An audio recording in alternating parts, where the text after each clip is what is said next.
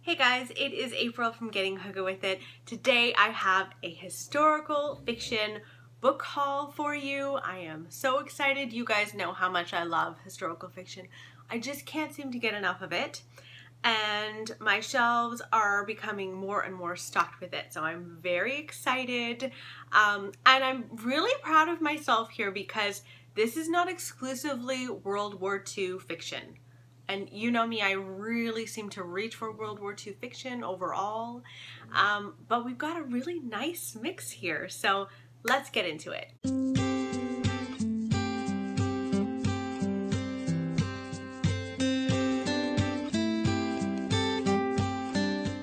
So the first book that I picked up is March, and this is by Geraldine Brooks, and this follows Mr. March from the March family in Little Women.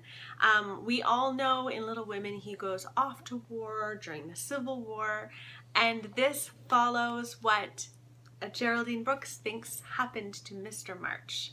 I have been looking for this for a very long time and I stumbled upon it in a library sale and was so happy. So this will probably be read, I'm thinking, in the winter. Little Women makes me think of wintertime, so very happy about this. Next we have The Lavender Garden by Lucinda Riley. Now this is kind of a gothic romance and it flips back and forth from the present to the past. In present, we follow a girl named Emily, and she inherits a childhood home of hers in France.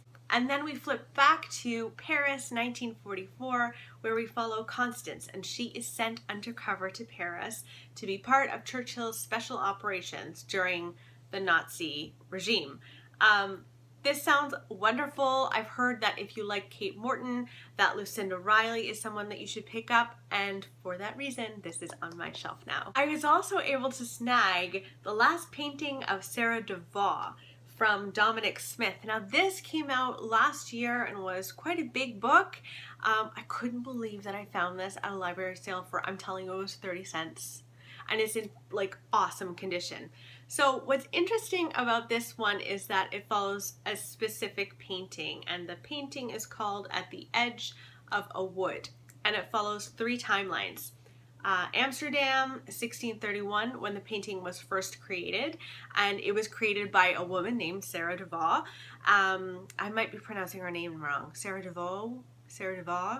Anyway, you know what I mean. So it follows her creating this painting, and then the next timeline is 1957, New York City, and we follow a lawyer who hires like a grad student. She's an art history student, and that person forges this piece at the edge of the wood. And then it follows, the next timeline is Sydney in 2000, and we're following an art historian who now knows that these 2 paintings, the forged and the original, are coming to her art gallery. It just sounds really interesting. I cannot believe that I found the Crimson Petal and the White as well at that library sale. This was 30 cents as well, and I have been wanting to read this for ages, ever since Jen Campbell went on and on about it. This is by Michelle Faber, and it follows Sugar, who is a 19-year-old prostitute in 19th century London, and it follows her ascent through society.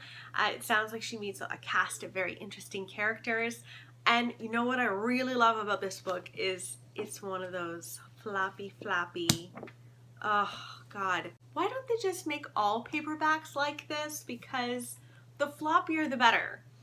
Anyway, super happy to have this. I was also super happy to find The German Girl. This was a huge one last year, and this follows a girl named Hannah Rosenthal, and in 1939 things are not looking so great in Berlin. She feels threatened, and she and her friend Leo Martin decide to make a pact together that they will, you know, make it together no matter what. So they get on board the SS St. Louis, which is a transatlantic liner that's giving Jews safe passage from Germany to Havana. So she's making that trip, and it sounds like a lot goes down on that trip. And then it flashes forward like 7 decades later in New York City, and a girl named Anna Rosen receives a package on her 12th birthday, and it's from an unknown relative in Cuba. Hint, hint, it's Hannah. So it just sounds really interesting. I love mysterious packages in the mail that change everybody's life, so happy to have this. I also picked up The Undertaking. I honestly picked it up because of this cover. It's eerie and interesting, and it is a World War II historical fiction, so you know me, of course I picked it up. This follows a couple that marry really out of convenience. They've never met before, and they decide to marry. They live in Germany, and they are a part of the Nazi regime. And what starts as a surprisingly good marriage to begin with really begins to unravel as the Nazis lose power, and they are at odds with one another, I believe. So this also was a finalist for the Bailey's Prize, so I'm really hoping it's going to be good. So those are all the historical fiction books that I picked up. Let me know if you guys have been reading anything good lately, and I will see you next time. Bye!